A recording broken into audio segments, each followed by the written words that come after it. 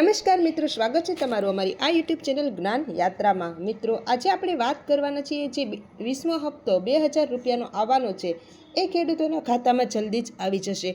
ઘણા બધા ખેડૂતો એવા છે કે જેને 2000ની જગ્યાએ 3000 અને અમુક ખેડૂતોને હપ્તો 4000નો પણ મળવાનો છે, પરંતુ મિત્રો એના માટે એક પ્રોસેસ કરવી પડશે।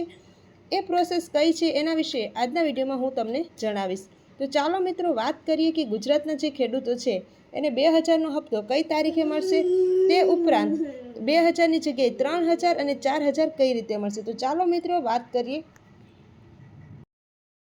તો સૌ પ્રથમ મિત્રો 20મો હપ્તો મેળવવા માટે તમારે જે પહેલાં 19મો હપ્તો આવ્યો હતો અને 20મો હપ્તો છે તો એ બંનેની વચ્ચે 4 મહિનાનો ગેપ રહેશે। તો કે હવે આવતા હપ્તો જૂન મહિનાની અંદર આવશે। તો કે જૂન મહિનાની અંદર જે હપ્તો આવશે એ કઈ રીતે મળશે, તો કે સૌથી પહેલાં તો તમારે કેવાયસી કરવું ફરજિયાત છે। જો તમે કેવાયસી નહીં કરાવેલું હોય તો તમને હપ્તો નહીં મળે।